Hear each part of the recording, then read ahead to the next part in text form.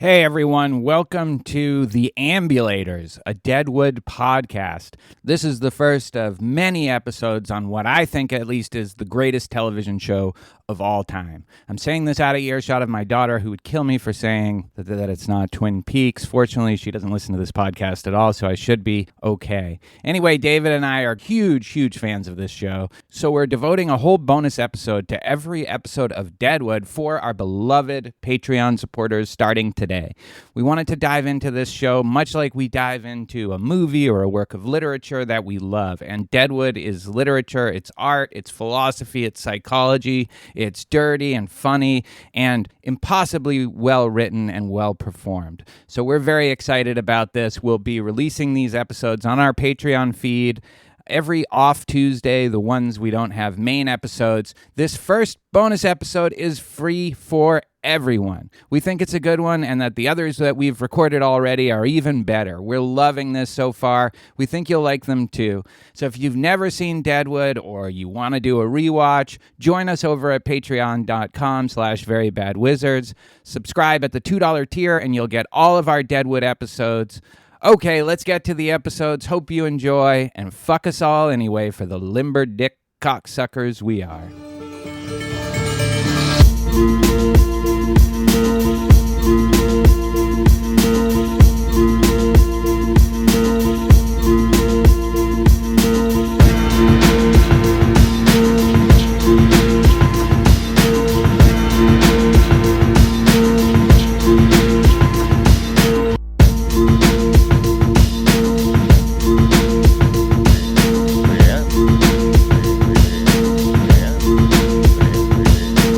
Ambulators. Welcome.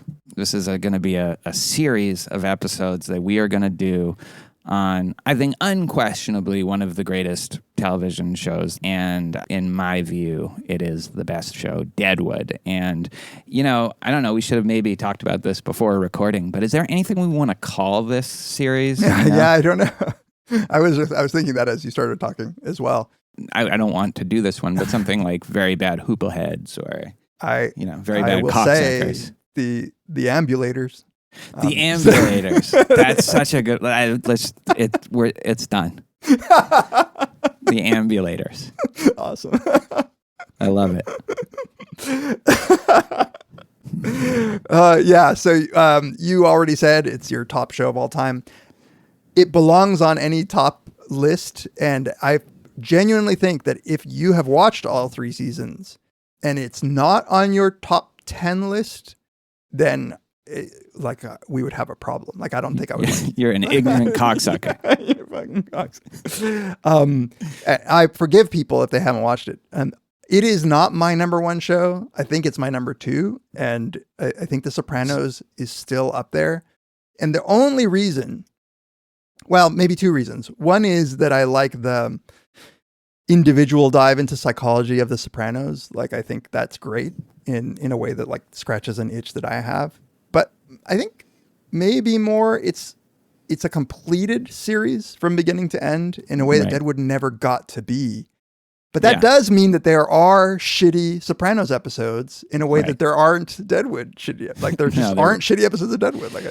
Episode to episode, in terms of the quality of the writing, but also the performances, it is like I don't think anything can top it. You know, I obviously have this thing for Twin Peaks. I almost put that in a separate category. It's apples to apples if you're comparing Deadwood and The Sopranos or The Wire or Breaking Bad or something. In any case, I think episode to episode, just the quality of each individual scene, you can't get that. There's no Anthony Jr. in in Deadwood. You know, there's no annoying little subplots that you wish just like you could fast forward through. The other thing I'll say is that while obviously I think that The Sopranos was written well and character development as well, when it comes to writing, the actual words that are coming out of somebody's mouth, not like the storyline and the beats of the plot, but the words. This is I feel like people will study this in higher education for years. Yeah. Like he's our this is not an exact I don't think this is hyperbole. Like David Milch in this series is like our Shakespeare. Like this is poetry, even though it's kind of filthy and funny and body, and I guess Shakespeare is all those things too for his time.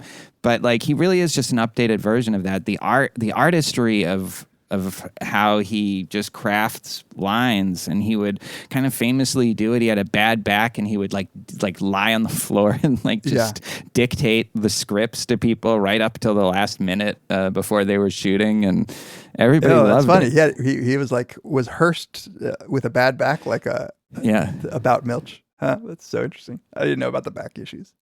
So if you're listening to this, hopefully it's because you've either seen it and love it, or you're deciding to watch it as we go. But we should say we had a brief talk about how this is going to go, and while we will not try to spoil things, like we're not going to be Nazis about spoilers. Like if something is relevant to whatever scene we're discussing and it comes out, it will come out. But we really both didn't think that it gets hard to be spoiled with this show.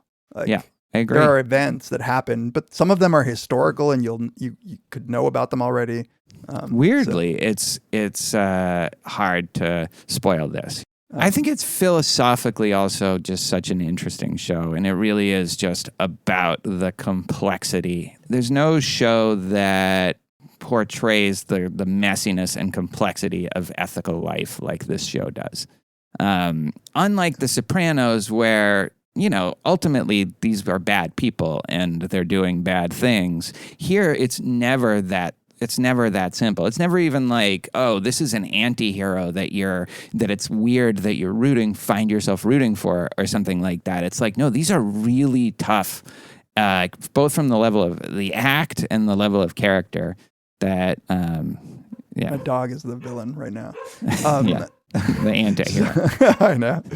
I think my daughter's coming home. I think you and I see that a little differently, and which will maybe emerge as we talk about the show. Not that I don't agree with you about the moral complexity of it, but from the perspective of the city or the town, like there is this huge political aspect to this show that if you had fed it to me as overtly political, I wouldn't have watched it. But I get tricked somehow into thinking about the way that this small city and the group of people had to sort of fight for having the right to be a city, and to own land and all this stuff, and the moral complexities that come with being really a policymaker, kind of, when you think about it, like somebody who is having to decide what the best strategy is for the survival of the city. They're in like this liminal space of like between total chaos, state of nature, and like being a legal part of the United States. And we should say like they're illegally on Indian land. Mm-hmm. And the reason that anybody that white people are there at all is because of the gold in the hills. Right. In Deadwood, South Dakota, but like it was obviously going to eventually become part of the United States. Manifest destiny, baby.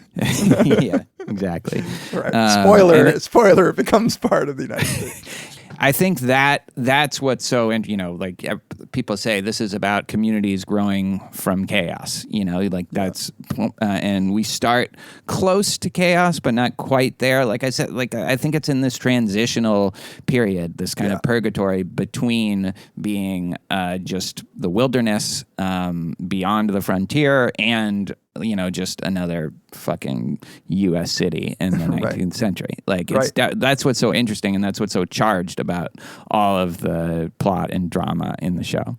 Yeah, and because there's gold and people who have started working the land for gold, like the tendrils of the cities on the east start to get felt, and how to navigate it so that they will be able to hold on to their land is tricky.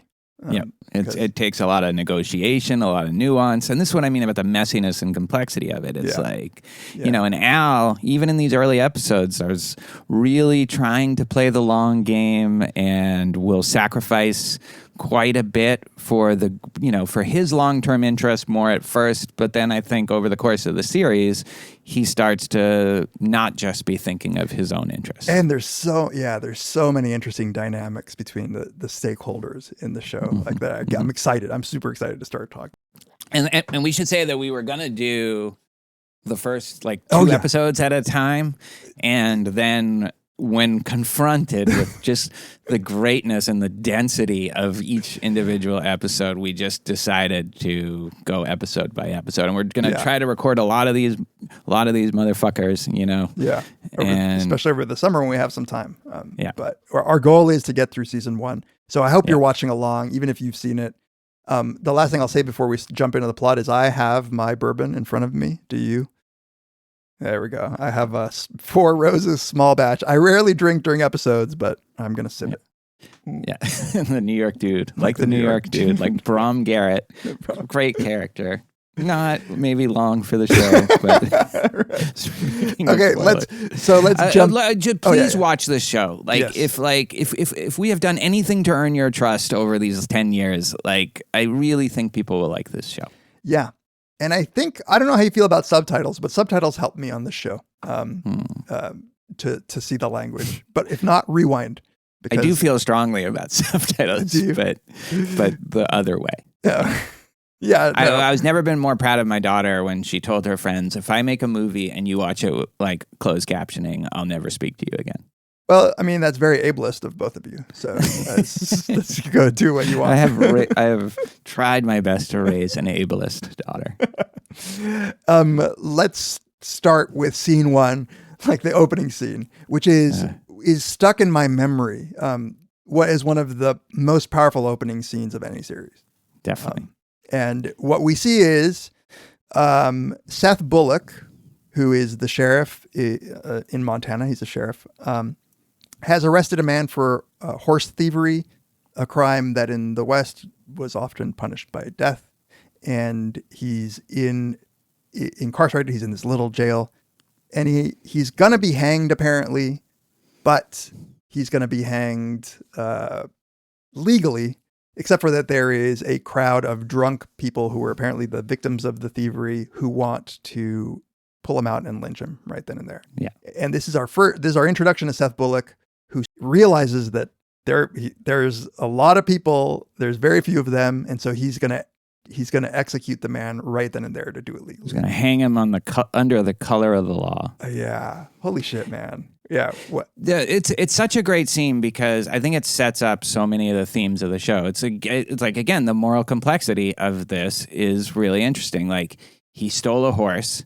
Yeah. And that is a capital offense in these times. That this is honor culture stuff. People need their horses. So if that's if you take a man's horse and their livelihood is completely threat. So it starts with them just talking to each other, and you can see that Seth Bullock he's a nice guy. He's giving him some water. He's the guy is being contrite, and he's like, oh, if I could only get these last 3 days back, God, I wish I could do that. And he says, I can imagine. He's kind of consoling him. Yeah, I love that actor, by the way. He does a great job of I don't know, being sincere, really regretting what he's done. And he starts trying to... But also, trying to play him a little bit, too. He starts trying to propose a deal whereby Seth Bullock would let him leave. And in the course of this, we learn that this is his last night in town. He's leaving to go to Deadwood to find his fortune. He doesn't want to be a cop anymore.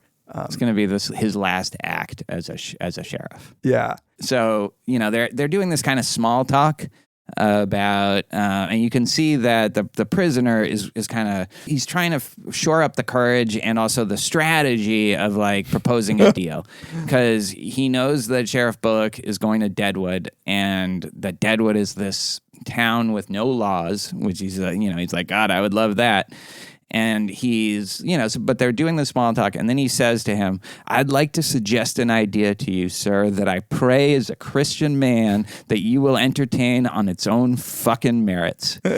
That's just like, okay, this is going to be the language of the show.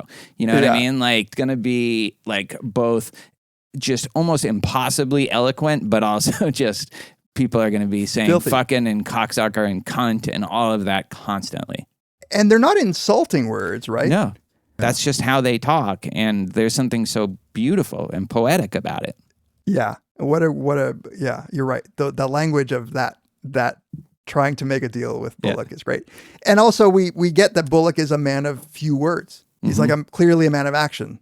In a show with so much flowery language, Seth Bullock really is the sort of like Marlboro man here. Yeah. He's can you tell that he's full of anger from that first scene? Because he is, I think. I get a more kindly sense, like a very determined and almost Kantian kind of, this is my duty and I'm going to follow through with it. But I didn't get the temper because it's really Saul, his friend, who a Jew on a wagon. A Jew on a wagon. Yeah. Saul Starr, played by why am I blanking on his name? John Hawkes. John Hawkes, who's a great actor. Yeah. Timothy Oliphant is Seth Bullock. He's Eastbound and Down. He's in Winter's Bone. He's great in Winter's Bone. And then of course Timothy Oliphant from Justified, your favorite show. Yeah. It's in a different tier. Right. But it's high on that tier, right? Yeah. Anyway, so to go back to what you were saying, so the mob is out there, and I like what he says. You called the law, you don't get to call it off because you're liquored up and popular on payday. That's what Seth says to them. Great. Yeah. He's so great, and you learn that he's smart. Like the way that what he's saying is very intelligent, and what he's doing is very intelligent. Like he's not just like a dumb man of action, like a dumb Wild West guy. Right. Right. No, he's, and again, it's like the complexity of it is like, he's supposed to hang in the morning. That's clear. Like, and he's supposed to leave with Saul that night to go to Deadwood and become like hardware salesman. So what do you do? Like, if we leave now, then he'll just get lynched by this drunken mob. And he thinks that's not right. But there's no way he's staying till the morning, so he decides to do an execution early. Yeah, and then he asks him for his last words. Basically, he's like, "What would you have your sister? What would you tell your sister?" And so he writes it down, right? And he has this, I think, and this is why I thought I caught anger, is he looks really hatefully at Samson is the guy who's trying to like lead the mob to lynch him. Yeah. He really looks angrily at them. Yeah. But then his eyes are teared up, like just a little bit glassy from what he's having to do. And so he writes down the man's last words, which are just heartbreaking. Just up till the last bit. Yeah. Yeah. What does he say at the very end? Well, no, he says to give his son his boots. Yeah. Yeah, and then I think like he gets teary when he says "step forward," which means like step forward so you can get hanged. And then he goes, "Fuck you" to the mob. To the mob. That's right. and he's worried. The guy is worried that the fall isn't far enough. Because obviously, if you're hanging, you need a good hanging is one in which the neck snaps and you die instantly. Yeah. A bad hanging is one of strangulation. And he doesn't want to die that way. So he says, I'll help you with the fall. And I don't think the first time I saw it, I understood what that entailed. I know. Like, it's basically like he hangs and Seth Bullock just puts the weight of his entire body and pulls down until the neck breaks. Yeah, just snaps his neck. Yeah. Yeah. And again, like that's a brutal thing to do, but also the right thing to do, I think, in this situation. Of the options. Yeah, of the options. Yeah. Yeah. And so like you said, we've learned in their conversation already the key point, which is that Deadwood is without law because it's on Indian land and there's gold there, which is, sets the stage for the entire... We then see the line of wagons on the way to Deadwood. And we first see Jane and Wild Bill Hickok, who is in the show real.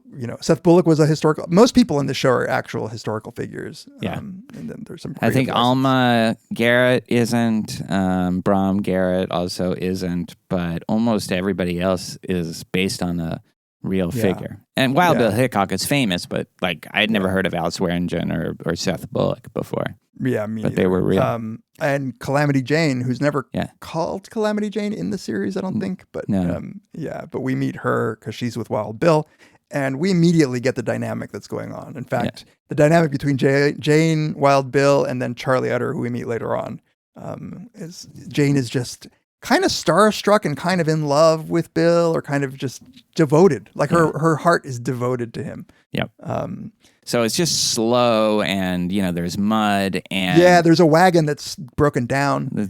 Right. So the whole line is stopped. And so Jane, who is always so gentle and sweet with Bill, but immediately remove Bill from the picture, and she's just the most ornery, foul-mouthed woman ever. So she, after going to see Bill, who's lying down in the wagon, you get the sense he's hungover. She goes out, and then she just yells, not really at anybody, but she just yells, "It's only Wild Bill Hickok you got stalled here in the muck, you ignorant fucking cunts." Yeah. And then there's also this really cool shot of the caravan going through the hill, which you don't really see this kind of shot past the pilot that much. Like this real kind of long shot. And this episode was directed by Walter Hill, who's, like a very well-known film director. He did The Warriors. He did 48 Hours. And, after this show, he's no longer there, and it's kind of more the HBO directors that take over. I didn't know that. Yeah, it does have a different feel to it. Yep. So Bullock and Saul roll into town, and we see them talking to. This is the first time we meet Dan Doherty, who's going to play a huge role in the show. He's Al Swearingen's right-hand man, and they're talking to him about renting a tent on the land. And I think Deadwood was really brand new. It didn't last long as a city. I mean, the land got annexed, but it really was one of these boom towns. And so a lot of people are in just these temporary tents, and I think they learn quickly that there are some people who are in charge of the land of the city. Yes. And so they want to rent a tent so they can set up what they came there to do, which is to sell hardware. Just the good old fashioned business. None of this sheriffing. They've brought supplies. So they're selling like mining supplies, like boots and latrines and all that kind of stuff.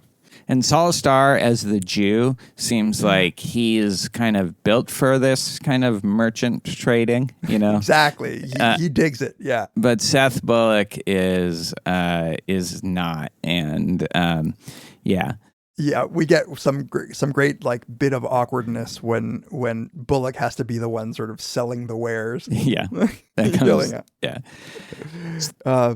Is it now that you have the great scene between Al and Ellsworth? Yep, exactly. Yeah. Oh my God! And it's also great. So Ian McShane as Al Swearingen is hands down, I think, one of the best performances I've ever seen. I put it right up there as the Tony Soprano.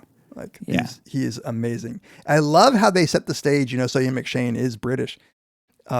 They set the stage early on by calling him a limey cocksucker, Ellsworth. Yeah. He says, with that limey accent of yours, is the rumor true that you're a descendant of British nobility? And he says, I'm descended from all them cocksuckers. Such a great line.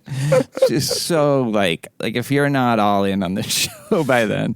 And then there's also another great Ellsworth line that follows. But Ellsworth says he's beholden to no cocksucker. He's like, well, here's to you, your majesty. I'll tell you what, I may have fucked up my life flatter than hammered shit, but I stand here before you beholden to no human cocksucker. No human cocksucker. That's awesome. Yeah. And Ellsworth is just a great character too. He's just like a good-hearted guy. Yeah, and you get the sense here for Al also. Like Al likes Ellsworth. He's respectful. Yeah, he's pouring him whiskey. Yep. Yeah. So that's our introduction to Al. He has, this is weird to say, but in this scene, like he has just striking appearance. Like he has these piercing dark eyes that really, you feel like if you were there, he'd be seeing right into your soul. Like it's Yeah. It's It's an amazing performance. Do you It's- know it's- Ian McShane? Like, I think I watched him in American Gods, and he was very good in at least in the first season of that. I didn't know him before this, certainly. he was in Sexy Beast. He played a kind of a Oh. supporting role, but he was like the kind of Oh. a ringleader of he was like the mob boss of that was yeah. planning the heist. But That's right. that's all I really knew him from before I saw this. Yeah.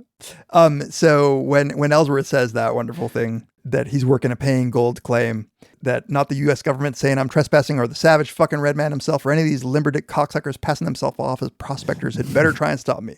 And Al says they better not try it in here. Yeah. And I love this line where Ellsworth says, "God damn it, swear engine, I don't trust you as far as I can throw you, but I enjoy the way you lie."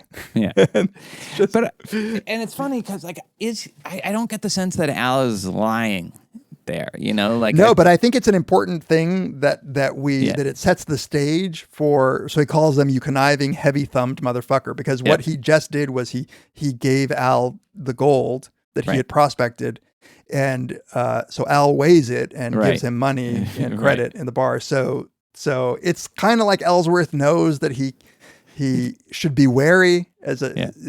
you know. What's a heavy thumbed thing meaning? Do you like he put the thumb on the scale? Thumb on a little scale. bit? Yeah. Yeah. Exactly. Yeah, I never actually connected that, but that's right. You're right. And so this is where we get like a first major plot point. We hear a gunshot, and it turns out that so Al is the owner of a saloon, the Gem Saloon, and there they have gambling and they have women. And one of the prostitutes that works at the Gem Saloon, turns out she shot one of the tricks that she was servicing. So we run up there, we hear the He was gunshot. Beating on her. He was beating on her, and she shot him in the head. And so we get this scene of him shot in the head, still talking though. Yeah. Like giving an address, I think, of who to tell if he doesn't make it. Yep. And it's kind of creepy to see the big hole in his head while he's still talking. The whole scene is like very creepy in that way, you know, like Yeah. like even after he dies, Yeah. when the doc comes there, and this is obviously like a really bad thing for business if the guys have to worry that, you know, if they get a little rough with the women that they'll be shot. Yeah, what are they paying for if not that? You also get a sense that Trixie's like she's not to be fucked with, you know, not like that. Yeah, so we meet Doc here because Doc comes in. Doc, I think, there's the obvious like great performances in this, but I think Doc might be my favorite character in the whole show. Yeah. Doc is fascinated that the guy got shot through the front of his brain. He's like he's more fast. He sits there until the guy dies, but he really is curious about how he survived the shot to the head.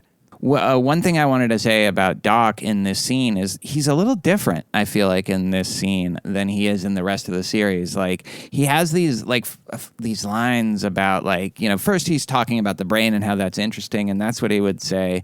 But then at the end he goes, "Won't matter to Woo's pigs," and he kind of stares at the camera. It's just, like, not a line that I associate with Doc in the rest of the show, Doc Cochran. You know? Yeah, I didn't think about that. Maybe you're right. Yeah, it wasn't well developed yet, like how he was going to be. I think that's right. Like, and then they realized, all right, he's a little less. There was something, you know, startling and creepy about that. Yeah, that's kind of cruel. Yeah. And he's not cruel. Like his ethics, his code is strong, and he's one of the only people who can tell anybody in town whatever Right. he wants to tell them. Because he has leverage. You know, there's nobody else that does what he does, and they need him. Yeah, exactly. And so, okay, this is when we see Bill and Charlie roll into the hotel. Wait. There's a scene that I think you missed here, which is they're on the road, and you see the Minnesota people. Yeah, right. And you get this, like, Jane and Charlie antagonism, like, she's yelling at Charlie, and then Bill's like, I think she likes you more. I think she likes me more than you. And, Yes, absolutely. That's right. And then they see this family from Minnesota, and Jane asks if there's a back way into Deadwood because they're all stuck. And the woman goes, "We don't go to the camp. We go home, back to Minnesota." Back to Minnesota. And then there's Jane winks at this blonde girl. Chekhov's Jane's wink to a blonde girl. And so this is when they roll into the hotel and we meet Evie for the first time? Or is this the scene where Seth and Saul are... they're unloading their wagon. Do you have anything to say about the unloading the wagon scene? Yeah, because this guy is like an asshole in front of, they're unloading their wagon, and it takes time to do that. And so a guy comes up and he tells them to like move along, and you see that immediately Bullock is like wants to like fight the guy. And just like that straight ahead energy that you were talking about earlier. And Saul, on the other hand, just gives him like a pot. That's right. Yeah, the commode to shit in. And the guy's like, well, I don't, but then he's like, oh, this would be a pretty good commode to shit in. He's like, I'm not going to pay for that. And he's like, no, that's free from Star and Bullock Hardware. Open in Deadwood as soon as we locate. Yeah. Exactly. And so it promotes the shop, and it's a perfect encapsulation of their characters, which that's Seth is always going to be quick to rile up, and Saul is going to try to figure out some kind of nice compromise that makes everybody happy, and that, but without being a pussy. Like he's, we already saw him pull a shotgun in the opening on the mob, so he's not, but he's just not like, he'd rather work it out than fight. Yep. And throughout the series, we see that he's definitely not a pussy. He knows that he's not like, fighting's not in him. That's not his personality. He's That's not a his badass. role. He's not a badass. He doesn't try to be. But when shit hits the fan and it comes to like standing up for your friends, like Saul is always there. Yeah. And they see Wild Bill and Charlie riding past, and this is where Saul says, "You see that? That's Wild Bill. Yeah. I've seen him in photographs." So Wild Bill was already larger than life. And I'll say here, the actor who plays Wild Bill, whose name I don't have in front of me, Keith does an Carradine. amazing, Keith Carradine. He does an amazing job. He just has this presence that it's hard to understand why. Something like he's tall. He has this amazing posture, and like wears cool clothes, has this flowing long hair. But also like a kind of heaviness and a depression, like that kind of weighted down by life. Exactly. Like he's lived a lot in his years on Earth. Yeah. Yeah. So they go and we're going to meet EB. At least in my notes, I have the Al's Trixie scene in the middle where... Yeah, this is where it happens. This is where he beats Trixie right after this. So he beats Trixie. This is a hard scene to watch, of course, because... he's almost being like it's creepy because he's being like a parent who has to punish their child. Like I don't want to do this, but it has to happen. And so she says, "Do what you got to do to me." And he says, "Don't tell me what to do." Yeah. And throws her against the wall. And then he's like, he has his boot on her throat. Yeah. And this is, of course, our introduction to Al right after he was charming with Ellsworth. Yeah. And I think this sets the stage for me thinking, this is the bad guy. Yeah. Like, this is just the bad guy. And it's amazing because you're going to come to love Al, Yeah, it's really true. In part because they're going to introduce people who make Al look like a saint. In part, yeah. I mean, and in part, I think he becomes a better person as I heard this interview with Milch. I think you saw it too. The Keith Carradine interviewing Milch. Yeah. And he has a line where it's like, you don't think better to act better. You act. It's I'm butchering the line, but it's something like, you don't improve your thinking to act better. You improve your acting to think better. And I think that is Al. Like, that captures Al. It's like, he's not... Like, he doesn't reason his way to being a better person. He just starts, in his own interest, he starts doing things for other people more. Yeah. And then it becomes like this intrinsic virtue for him, like that he enjoys for its own sake, rather than, even though it started as for a larger purpose. You know what I mean? Absolutely. I think that's a great way of saying it because there are times where Al seems to find himself doing the good thing or the right thing. And it's almost like he's surprising himself. Yep. But he is growing. And I think I don't know, it's kind of like being a parent. Your responsibilities grow as your family grows. Yeah. And the Exactly. good part was in him, yeah. Like you just said, like, it's not that you've convinced yourself that being selfish was wrong. It's that you just start acting for the interests of the people Right. you care about. And that does change you. Yeah. There's a real lesson in that I think this show is on to. Yeah, absolutely. Absolutely. Like central to this show is that arc. And so like, I hadn't really thought of it that way. Yeah. So here we get Charlie and Bill checking into the hotel and I can't, there is something about EB that I love so much, but he's a character like no other. And when he says, when he shakes Charlie's hand, and Charlie, who is just like absolute mensch, says, "You got some mighty clammy hands there, partner." And he goes, "Damn, palms running my family." That to me encapsulates EB. Like of course he has clammy hands. Yeah, that is the perfect physical quality that in every way expresses who he is in the depths of his soul. And he's such a great character. I mean, like I think he must have made both of our lists in the top 5. For sure. Like the performance he gives.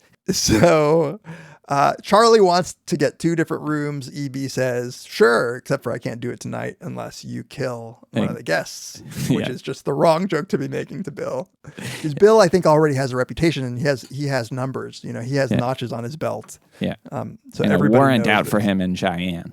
Oh yeah, that's right. So they have to share a room. For now. Yeah. So then I think we go and we see Al, EB, and Johnny are in Al's office, which is where Al does all his machinations. And Al is worried that maybe Wild Bill is here to be a sheriff, right? Yeah. There's no sheriff in the town. So he asks him, does he have lawman ambitions? And he says, I don't think so. Right. He didn't say anything about it. But of course Al is worried because a sheriff coming into town would fuck up his flow. Yeah. And then what does he say? He says something like I would have asked further, but he would have killed me. Like I got the sense he would have killed me. That's just not true. Yeah, Evie, weirdly, like it doesn't matter. Like he's sort of trying to save face. Yeah. Because he saw that Al was disappointed that he didn't have more information about Bill. Right. And so he says, as far as Hickok, if I had pushed him any harder, I was afraid he'd shoot me. Yeah. And I'm like, shut the fuck up.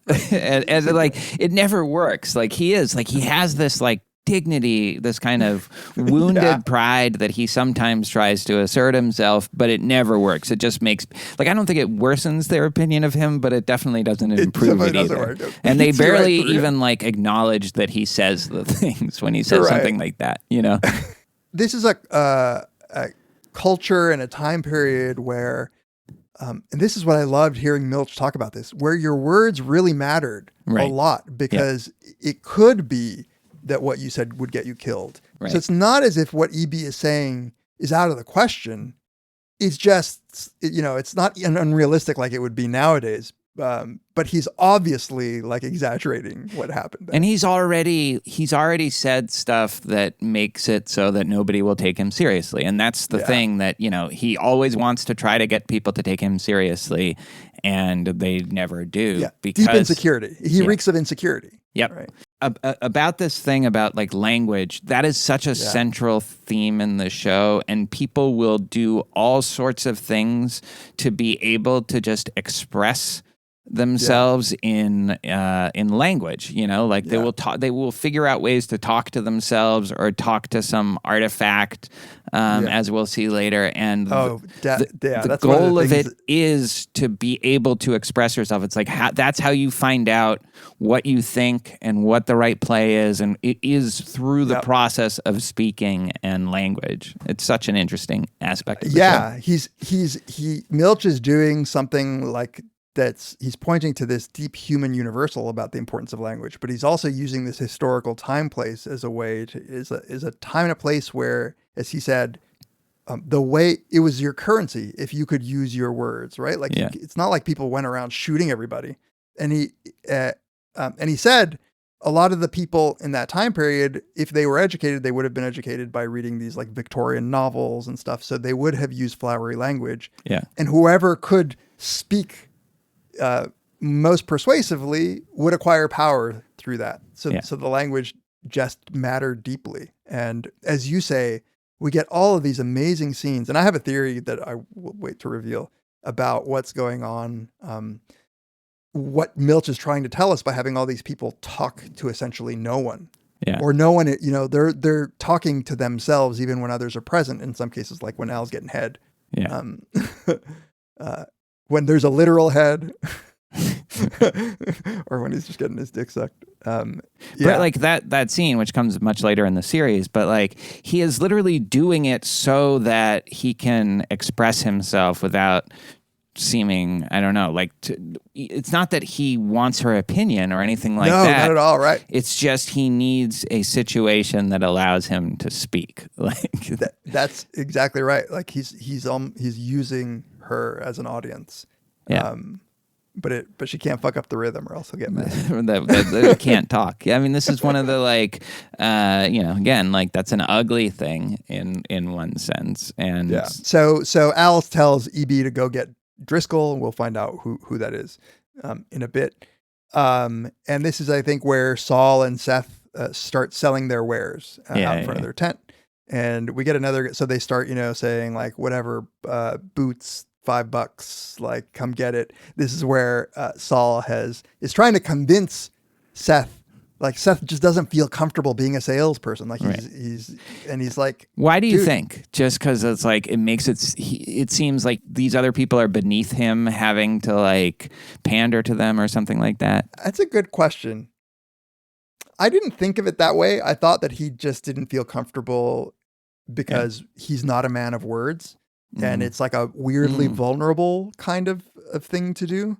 Right. Yes. But I do think sell, like if you've ever been like had a job where you have to sell something, like that's you're in a vulnerable position, and I don't think he likes that. I think that's right. Like when we do ads. Right. And so he tries to convince them like, look, these are we're selling good stuff at a fair price with just some markup because like we took the risk to bring him here. And so like this everybody wins. He's trying to convince him. And so they go out and he starts off speaking very quietly and then he picks it up though. He picks it up. But I do think there's something to what you just said, that it's beneath him. This guy was a sheriff. Right. Like there is some dignity that you lose, not because sales is inherently like a bad thing to do. It does feel like you said, it does feel like when you're selling, they have the power, like they know that you need to sell the things for your money. Like I've had jobs where I get like it's just the job is to sell stuff and your pay is commission off the sales. And so like, that's a really tough situation. And you're like, why the fuck am I like having to like put myself like this person is now in charge of my destiny? Like that's fucking bullshit. Right. Yeah. It's not what coming from being a sheriff where you dictate to everybody what they're supposed to do. Yeah. But he actually has some good lines in the scene. Like, if you get this. And I think what's going on in his mind is like, no, I chose to leave the profession of being a sheriff because I don't think that's good in my life. And so I want to do this. So he's having to psych himself up. In order to do this, he's putting himself out there, and you do get this sense that he's put himself out there with this new endeavor. And the same thing he says to that mob guy, right? Like you don't get to call the law in and then just decide to like you don't want it anymore because you're all liquored up and popular on payday. Like he doesn't get to now say that he's above being like a Jew merchant, That's right. Because he committed to this. He's in the trenches with the Jews now. Like he has exactly. One thing that's really interesting about this scene, you get the sense that Saul and Seth are friends. And this, like, it becomes explicit. The Reverend will say that later. Yeah. But I also think, like, you could divide the show up into people who have friends and people who don't. And that's a very different dynamic, and sometimes you start out not having a friend and then you have a friend and then that's such a big thing. But like the people who have friends, it's just such a buffer against all the things that Deadwood can throw at you. And so it sucks being isolated in that way. You're right. That's a deep theme. I hadn't thought of it. It's a really deep theme because the friendships that are created throughout the show, some unexpected, really bring people. They get people from being miserable to like being able to handle like life. It's something that the Reverend says. Yeah. In that scene, like having friends is wonderful. Yeah, it's wonderful. I love the Reverend too. That guy does an extraordinary performance as well. Like these people are just acting the shit out of everything. Yeah. Like I think top to bottom, the performances on this show, I mean, I guess like Sopranos and The Wire also had like iconic performances from like up to 10 cast members or something. But these are just so down the line of such high quality with like no weak links. It's just like, I don't understand it. Yeah. There is no, as you said, there's no Junior. There's no AJ in Deadwood. There's no bad performance. Let's talk about what's going on with the whole Garrett, Driscoll, and Al thing, because rather than go through each scene, this is something that confused me maybe the first few times I watched it. Yeah. Because you really have to, there's a deal that's going down. Right. And Al is playing a role, but it's unclear what role he's playing. Yeah. You get the sense right away there's a scam. There is this guy from New York, Brom Garrett, who is a rube. He is out of his element. Yeah. He's the mark. He's the mark, and he plays the part of the mark perfectly. Like, they've clearly, before this scene, they have planted some gold on this plot of land where they knew he would go and find it. They didn't tell him explicitly to go look and check out the plot, but it's clear that they hinted, that there might be something there, and that Dan Doherty, who's been shepherding all of this, is a part of. And so he comes there with this big block of gold, thinking, okay, I gotta buy this land because this is just gonna be like hemorrhaging money. He's like, you could just scooping it from the river, literally, Yeah. Then there's this guy, Tim Driscoll, who, and I'm not even sure about the answer to this question. Does he own the land? So I think what's going on is Driscoll owns the claim. It's unclear how people even got the claims. I think if you just worked it, maybe it was like squatter. Yeah. Because Al is the power who's control. Al can pretty much say who owns the land, I think. Yeah. But Al is using him to try to make the rube, the New York dude, pay a lot of money to buy that land. And which they think at this point is worthless. It'll turn out not to be worthless, but they think it's worthless. Yeah. So Tim Driscoll, the Irish guy who is drunk, has to go negotiate with a New York guy. And so this is where it gets confusing. Where there's a line where right before he comes in, and Al, who's playing this part, he's like, "Oh my God, there's Tim Driscoll. He is shit-faced." And Brom's like, "My God, he is shit-faced." he's like, "Oh, I'm getting in with the locals here." He's so awesome. He's so out of his element. Yeah, he is clearly an East Coast guy who's like who is a rich. He has a rich family. He's a fail son, though. Yeah, that's right. He's using his daddy's money. My God, he is shit-faced. So he makes a deal to buy the plot from Driscoll at $14,000. And so they make a deal. He has to spit in his hand. He doesn't know what it even means to spit in your hand, but he goes through the motion of making a deal. They both spit in their hand, shake hands. Al says witnessed, purchased, whatever. And and this is where it gets unclear to me.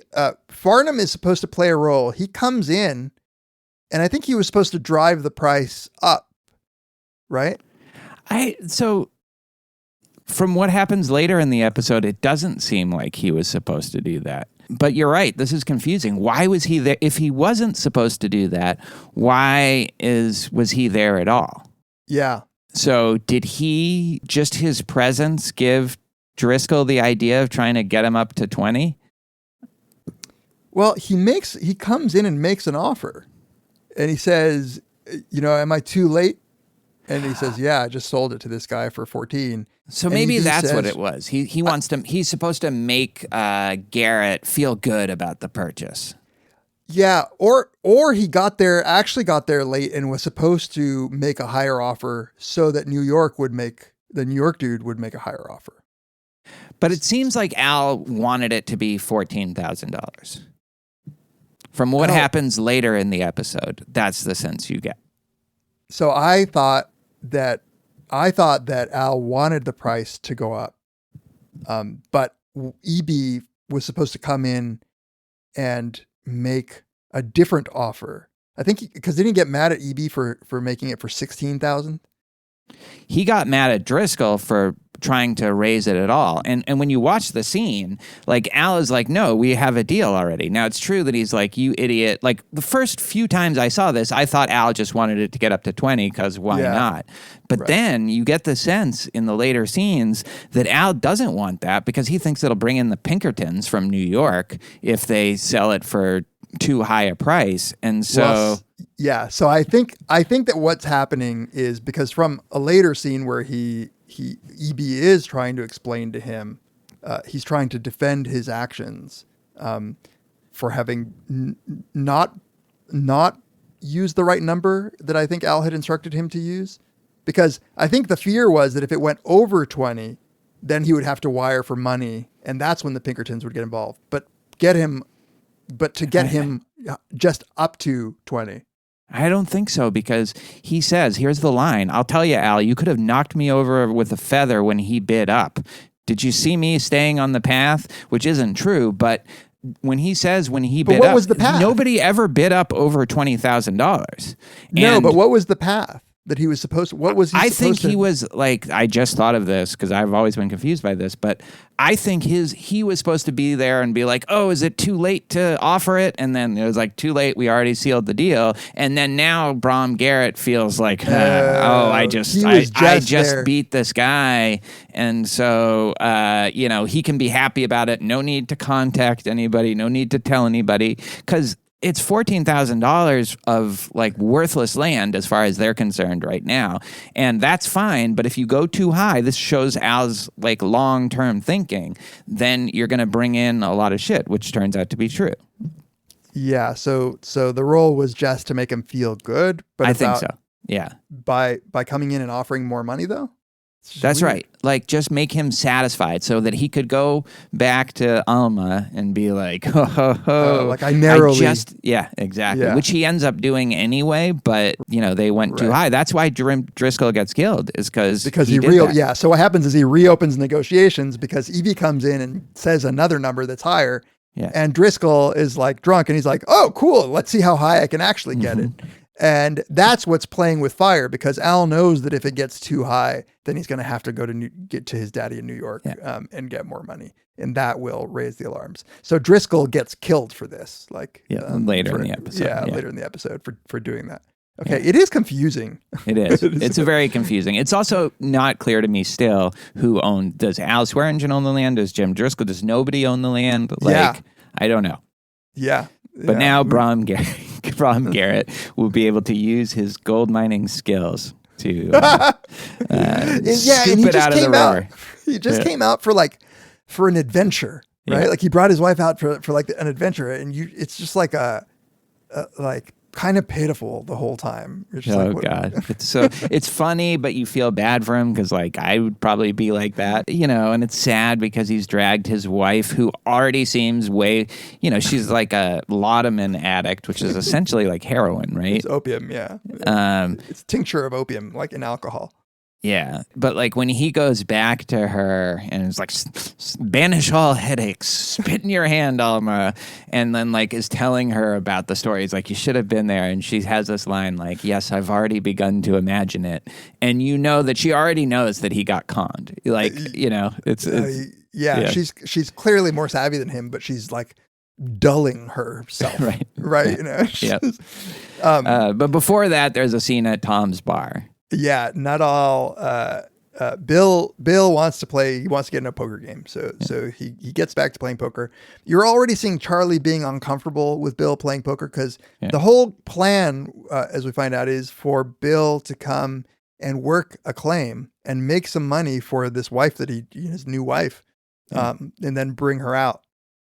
But day one, he's back to gambling, drinking and gambling, and Nuttall has, he's a kind of a sweet guy. He's totally. He's maybe not the sharpest guy, but he has a good heart. He's straight. Yeah. And he's starstruck by Wild Bill being in his bar, but he's very respectful. He says, I'm not going to say your name because out of respect, but I know who you are. And when Bill goes to play poker, he tries to make a deal with Charlie to get Bill to play exclusively at his bar, right? Just his presence, he knows, will bring people in. Yeah. And you get Charlie Utter's heart here too, where Charlie's like trying to like figure out whether or not like this is a good thing to do because he doesn't want Bill to start gambling a lot. But on the other hand, he needs money. So maybe he can work out a deal, but he makes it very clear that none of the money would go to him. It would only go to his family because he's in this predicament where he has to watch out for Bill's family, right?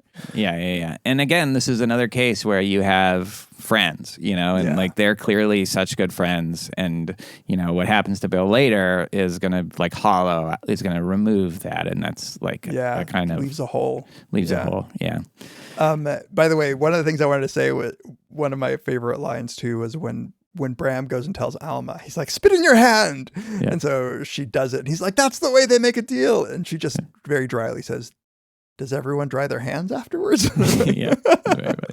And then he says, I'll have to, because he went up to 20,000, I'll have to write the bank to renew my credit. Of course, they'll contact father. Anybody who calls their dad father is and then she's like, well, that's inevitable. Like she just knows, like she's known how this was going to play out, like before they left New York, Right. You don't know what, you find out later why she's with this Rube, but there is a scene, when that scene happens where he's getting up to work the gold claim, he's getting all dressed and he looks at her, she's sleeping in bed. She was fake sleeping, right? Yeah, she was pretending to be asleep, and he's kind of sad that he wants her to see him like ready to go work the claim, prospecting, and, like look at all me and my prospecting gear. And she's just like faking being asleep. But I think I see in him that he's sad, not just because she's not going to see him and doing this great thing, but also that she's an addict. Like he knows that she's an addict and she's sleeping a lot because she's high. Which makes me think I should have taken some more kratom before. Right. That's how you think of me.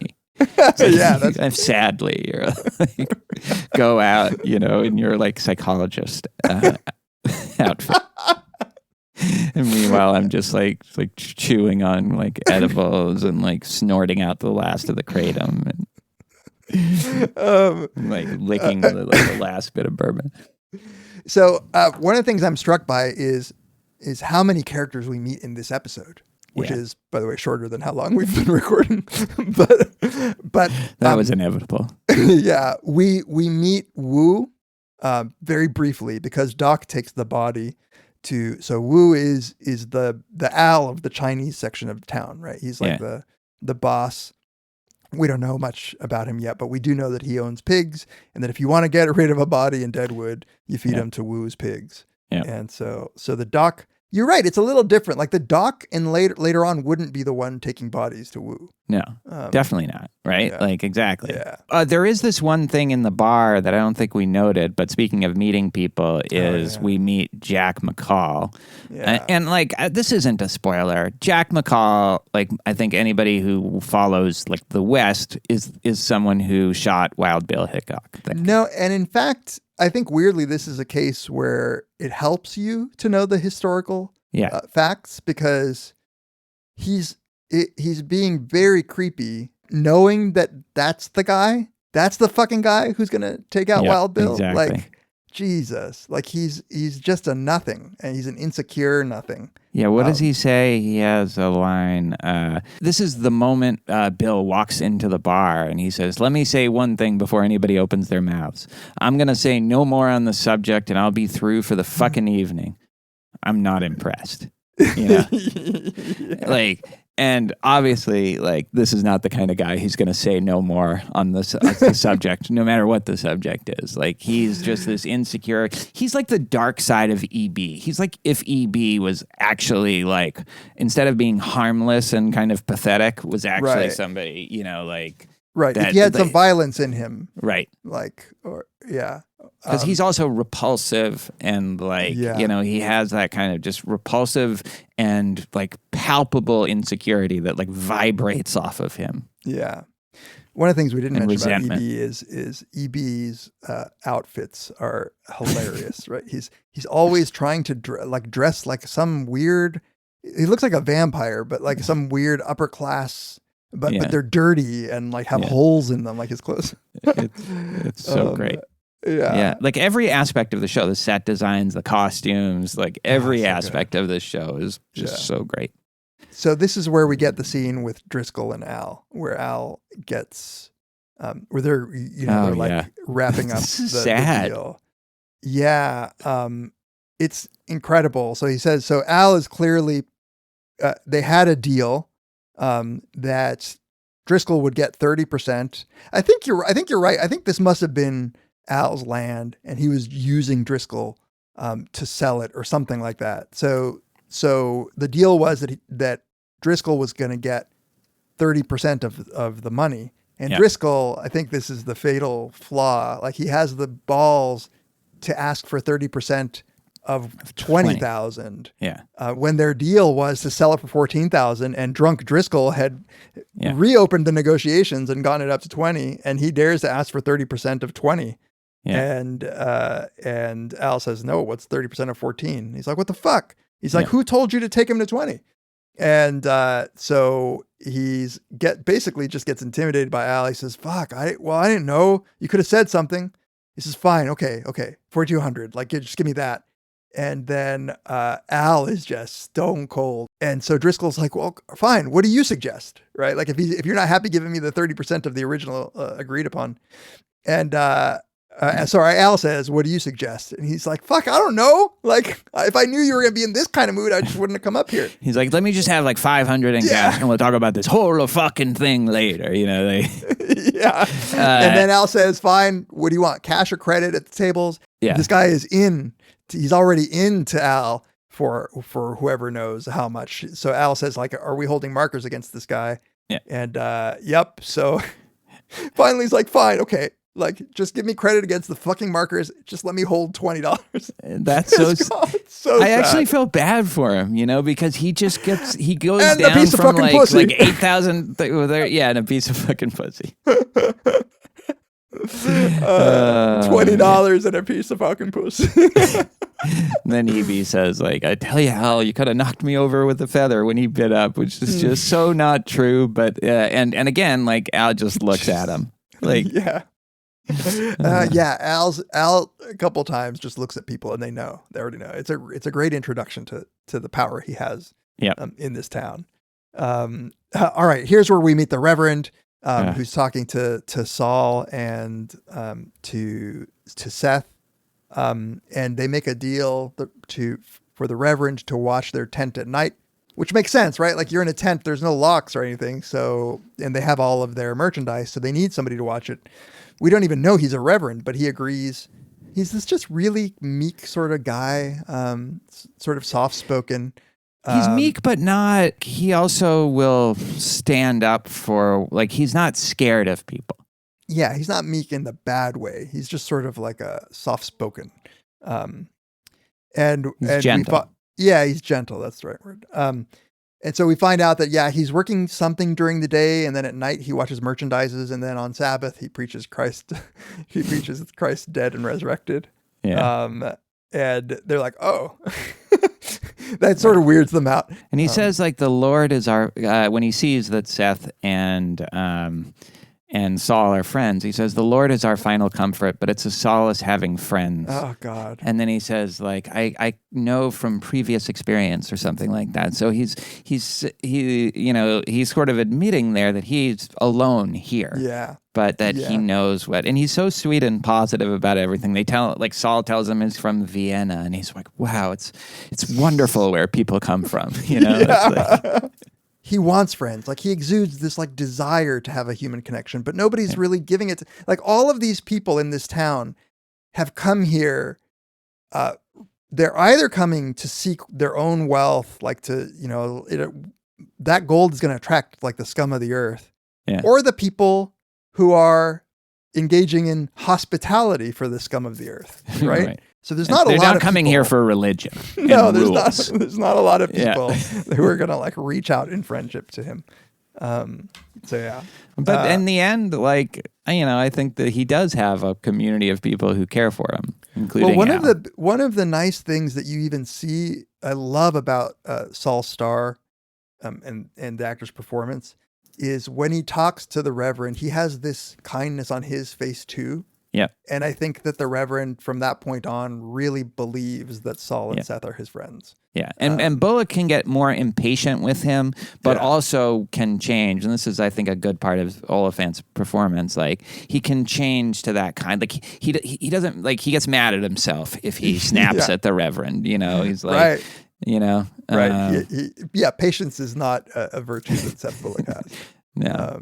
So then they all see, this is where the Mason, right? Ned Mason rides in. And announces to everybody that he saw a massacre of white people on the road, and that a whole family was killed. They were scalped, and there were pieces of their body everywhere. Yeah, he's saying that the Sioux, which is what land they're on, like their land. The Reverend happens to remember that the family that he's referring to, he's like, where were they going? And he says the name of the road, which I forgot. And he says, I know that family, the Metz family. And he says, there was the family, and the 2 kids were killed too. And he says, oh, they were 3 kids. Yeah. And so this is what causes the people of the camp, including Seth and Saul, to want to ride out that night, because it's at nighttime. They want to ride out that night to see if this other little girl, the 3rd kid, is alive.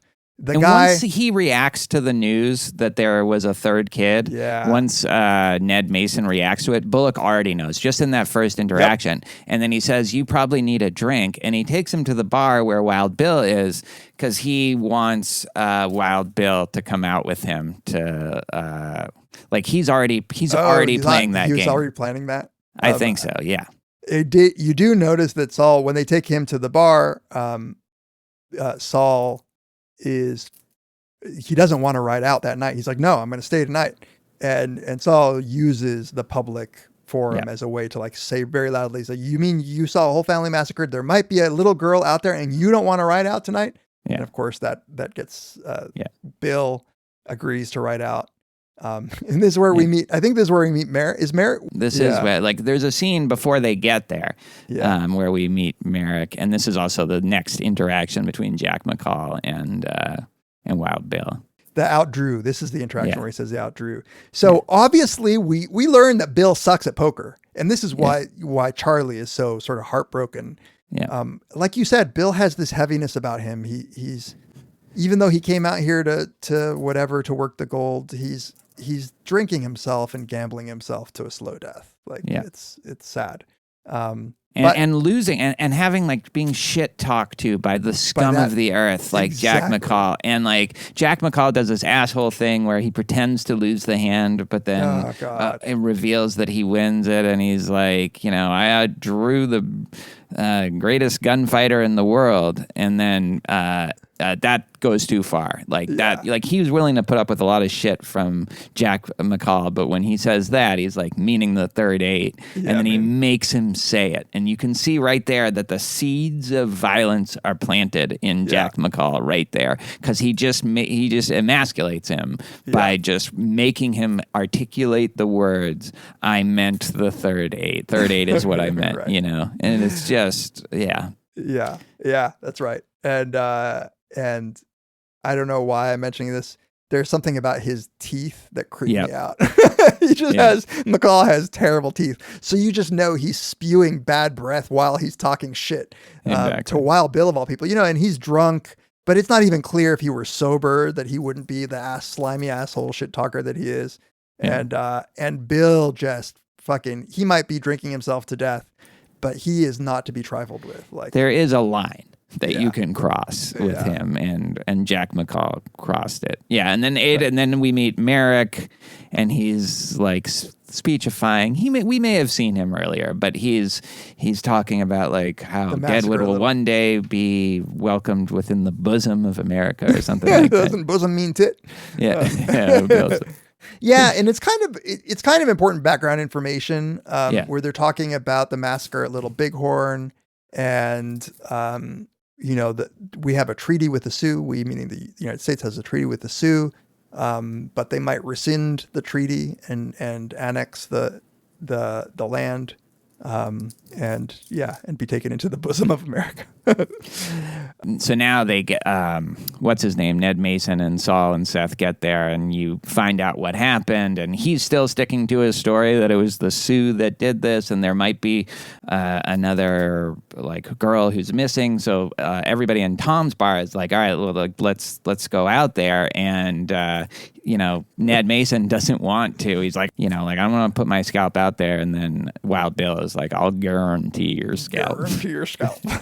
Right? Yeah, they need him to show the place. Like they need him to ride out to show the exact place.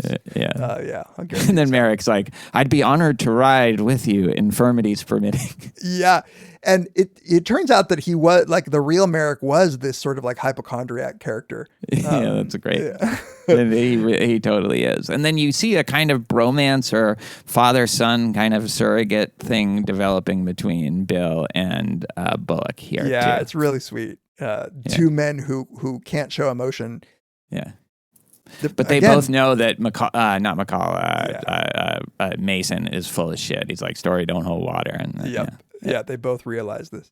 And then word gets to Al that this massacre took place at the jam. He has this dope fiend who he uses as sort of like a little rat to run around and give him information. And he tells him about the massacre, and Al's worried because he doesn't want basically that taking away business. That's going to kill the vibe of the night if people are worried about some little girl out there. And so he's like, did you tell me first? And he's like, no, I told some other people. And so and he hits Johnny. Yeah, he hits Johnny. Poor Johnny. I love Johnny. I love Johnny. Johnny hadn't done shit. You also see how smart Al is in this scene, because like Seth, like first time he laid eyes on Ned Mason and heard his story, like knew it was bullshit. Like Al didn't even need to like hear, like he knew it was Persimmon Phil and the Mace and Ned Mason and Tom Mason, like but right away. He might know because he kind of has a deal with the road agents. Yeah. So not for this particular thing, but for other things. I think he's upset that they did this. But I think he uses those road agents. I don't even, what is a road agent? Yeah, I'm not. Maybe it's people who just rob people on the road. I don't know. Maybe. Yeah.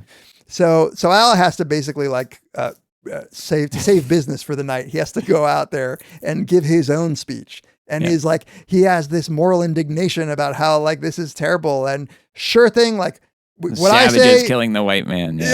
What I say is we take the night and ride out with a clear head tomorrow morning. And this is when he said what he tells everybody, does he say drinks around around on He the goes house? around on the house and then- half price pussy for 15 minutes. The next timing, 15 minutes. The timing of that, like, and pussy's half price the next 15, like, And I love how he kind of then apologizes to Johnny without ever saying, like, I'm sorry. He would never do that. But, like, he gives Johnny a look that's kind of like, I'm sorry. And Johnny's like, it's all right, Al. You know, like, I understand. The dynamic is so interesting between Al and his two main henchmen, Doherty and Johnny, where Johnny's kind of the buffoon, but we also see him throughout the series do some pretty intelligent things and also has a heart. Totally. Yeah. And Dan has a heart too. He'll do some brutal things and we'll see him even in the pilot. Do some brutal things, but he is a really loyal henchman, you know. He and I don't know if he's a consigliere as much as he's like the number one enforcer. Yeah, and he's the weebay, I guess, of the crew. And it's funny because he is so loyal to Al that the emotions that we see from him really are in relation to his relationship with Al. He gets sad when he thinks Al later on in the series is favoring somebody else because he identifies so much as Al's number one. Right. The only other real thing we see from him besides his relationship with Al is he gets horny for like 16-year-old Kristen Bell. Horny, fatherly, something a little fucked up. Super creepy. So they actually get a bunch of people to ride out, including Merrick, infirmities aside, and to go find the massacred family, and Seth finds, and Jane goes with them, even though she tried to get people at the gem to go, and they wouldn't. I think that she went to try to find Bill, and she gives a great speech. Like nobody else at the gem wants to ride out, and she says like, "Well, fine," which is something like, "I'll buy, like I'll drink. I don't drink where I'm the only one with balls. I'm the only one with balls." So she rides out. Seth finds the little girl who is sure enough holed up, and she appears to be unconscious, but she's alive. And wolves are like sniffing at her. Yeah, so they come in and they ride back into town, and it's morning by now. And this is where we see Jane's first sort of motherly instincts toward the girl. It's very sweet. And it's the girl that she had winked at earlier in the episode. Yeah. Who, by the way, is kind of creepy looking herself. Like she's a little poltergeisty. Yeah, she could be in a horror movie. It's an interesting thing that they, and she stays like that pretty much the whole time, even when she starts talking and stuff. There's always something. It's Minnesotans, It's Minnesotans, yeah. Their family barely talked English, so she didn't learn English. This is when Garrett's waking up and he sees the town riding in, and when Alma's fake sleeping. And he goes down like with his it's almost like it's a little lunchbox and his little panning for gold. Like, it's so funny. Yeah. Like Dan gives him like the thumbs up, I rewatched that after you were talking about it. So funny. Because Dan, of course, is going to go take him to the claim. Oh, we saw Trixie, got her gun. She got a gun from Jewel, and we haven't talked about Jewel. She's the cripple. Yeah. That I say that as she's called, or the gimp, as she's called, alternate. Do you remember that she was the woman from Facts of Life? I do, and I only I learn it and then I forget it, and then I read something that reminds me of it, then I forget it. Like I think that I've gone through that cycle like 3 or 4 times. She's funny because she's great. Character Jewel, but also I think as the actor has like this a very just straightforward way of talking about her disabilities. Like she's clearly comfortable with knowing that she's like the gimp.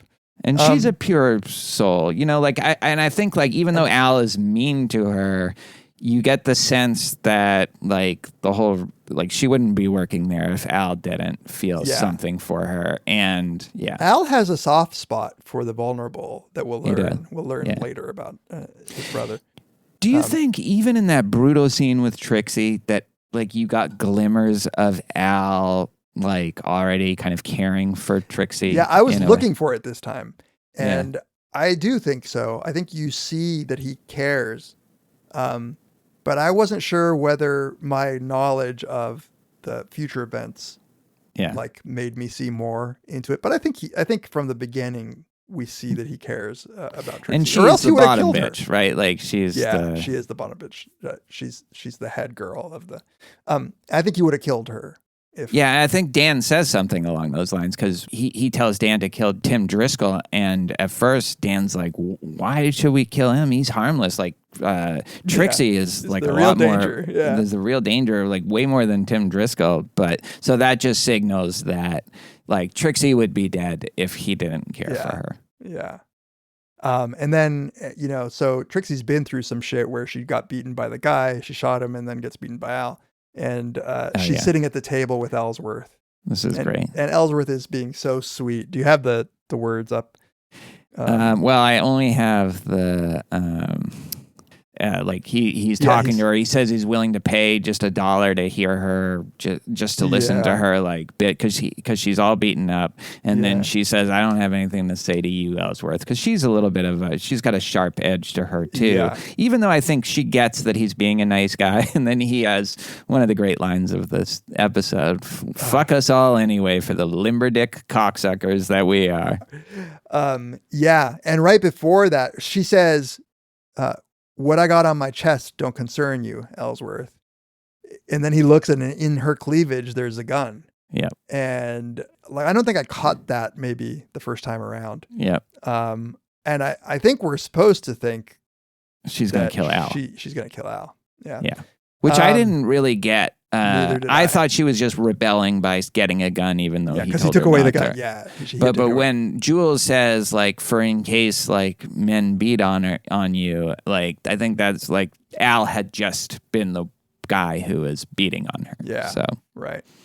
And so as the camp has come, as the writers come in the morning from having saved the little girl, we see. What's his name? Ned, also riding up, and he sees that they have the little girl. Right. Yeah. So he's like fucked because. All right, I'll be going now. Glad she's safe. I'm out of here. She'll be in my prayers. Yeah. She'll be in my prayers. He's trying to talk his way out of it. Yeah. First person to dismount and approach him is Seth. Yeah. Bill sees exactly what's going to go down, and he asks Saul, "Is your friend any good with a gun?" And Saul gives this answer that it just is so good. He says, "I don't feel qualified to say." Yeah. He's not a gunslinger. He doesn't, in comparison to other people, like how would he know like what? Yeah. So Bill dismounts, and they're both walking up to Ned, and they both know, and they tell him, "If that little girl you got to stay here until that little girl wakes up, and we're going to hear what she has to say." And so he knows he's fucked. He reaches. It's a great scene. We don't see his hand, but we clearly, if you pay attention, he's clearly reaching. Yeah. And then both Bill and Seth pull and shoot. Bill, badass as he is, pulls 2 guns and shoots and kill Ned dead. And Bill says, "Was that me or you, Montana?"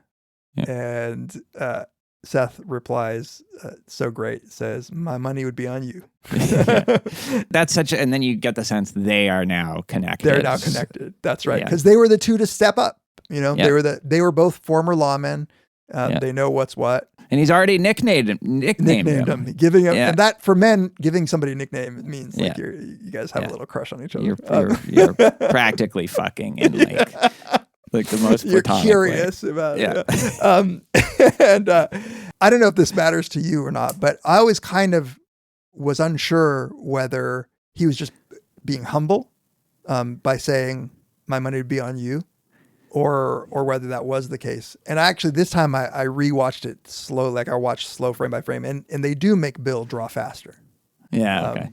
Yeah. Good. Because I think like there's no reason to think that Seth Bullock is that fast to draw. He's not like this Western like icon. Exactly. I don't think he was supposed to be a great shot in real life, and I don't think in the show. He's just a badass in the show. Like he's But even in the show, I don't think he's a badass in terms of like he's not like his quick draw. No, he's just he's just a badass in that we'll see later on. He'll literally drag the most powerful man in their whole sphere by the ear. By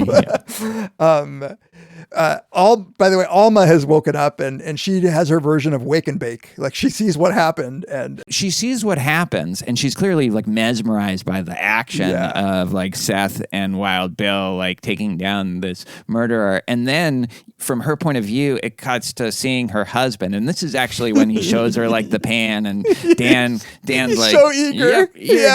Wow, you're all grown up crop prospector now, like really like a little kid, like dressing up as like a fireman or something. And that's when Alma's like, oh fuck. Well, like the thing is, it's so pitiful because everybody's laughing at him, but he doesn't see it. Alma sees it though. And he also is in too deep. Like he is messing with powers that he has no control over, and he'll pay the consequences for it, but he's oblivious to the fact that he's in with some bad people. Like, is he 100% oblivious? I think he really thinks, the whole play was to make him feel like Dan Doherty was his boy. Yeah. And I think that really thinks his agent, he really thinks, well, with this guy watching my back, I'm good. Wait till father hears about this. He'll be so impressed. He'll love me, respect me. I don't think at this point we have any sense that he knows that he got, for instance, fooled. No, not yet. Yes. Yeah, he's off prospecting. And Alma gets immediately high. She just drops that tincture of laudanum and like, this is my husband in this place. This just place where there's just like people beating on each other and shooting each other just constantly, and I have this guy to protect me. Like, fuck this. I'm hitting the laudanum early. God, man, it makes me wish that we still lived in a society where we could have like laudanum to get through this shit. Should we do a super specioso quick spot here? Thailand laudanum. It's our laudanum. So last scene, we know that Trixie has a gun. She goes up to Al's room. Al is in bed because it's the morning. Knock on the door. We know it's Trixie, but Al only suspects that it's Trixie. He grabs the gun from his dresser and puts which I never noticed until this very last rewatch. Right? And he puts it under the bed, and he says, "Come in." Like, who is it? Come in. She walks in, and first thing she does is hand him the gun. And she puts it on the dresser. Yeah. And so we see that Al was ready to be shot at by Trixie. Yeah. But she saved her life by putting the gun on the dresser, and then she crawls in bed next to him, and shows. So it's a kind of submissive gesture, right? But you're right that it also saved her life, presumably. I don't know. Like, I wouldn't bet on Al 100%. In Trixie's got a lot of when she sets her mind to something, she will do it. So there at the end, I think, now have enough information to know what the nature of the relationship between Trixie and Al is, and it's not healthy. It's definitely abusive and maybe codependent, but there's real affection there. Yeah. But they do get dangerous with each other. They clearly have the ability to push the other person in a way that no other person seems to have. And I think Al's conflict is, on the one hand, he respects Trixie, and Al doesn't respect many people, but he respects her. He respects her opinion. So as somebody to talk to, it's not like the blowjob girl. He actually wants her to be there and has real affection for her, but he is loath more than Bullock to put himself in a vulnerable position. And that is inherently vulnerable. Having this strong-willed woman that you need, that that's this conflict that will play out for the rest of the series, really. Yeah. And that's why when he was beating her, he really did have this, I think he really thought that, well, he needs to do that. I have to do this. Yeah. But he didn't want to, but he had to. So that's the end of the episode. There's one thing that I wanted to say about this episode and about the series in general is we meet pretty much every main character until there will be other people introduced, but we've met I don't know what, 15 people. In this 1 hour show, I have met and care about what happens to these people.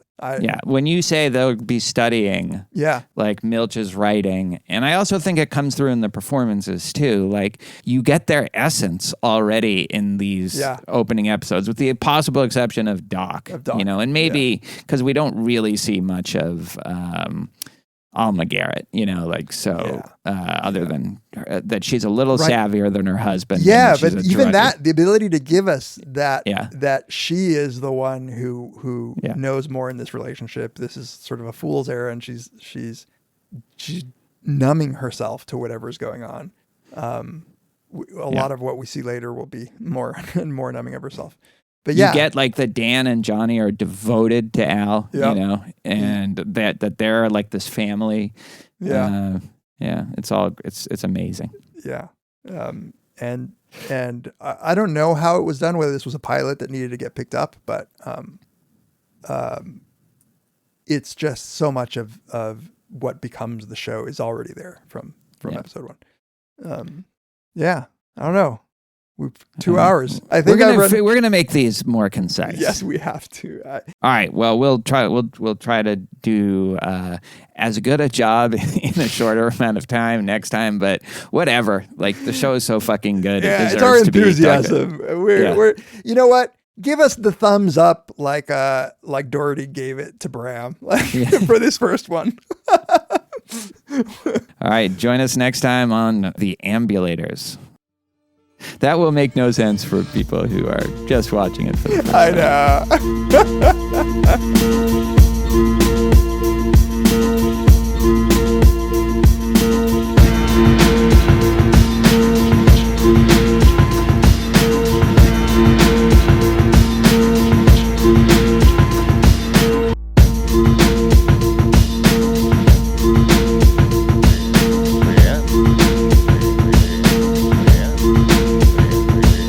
The Ambulator.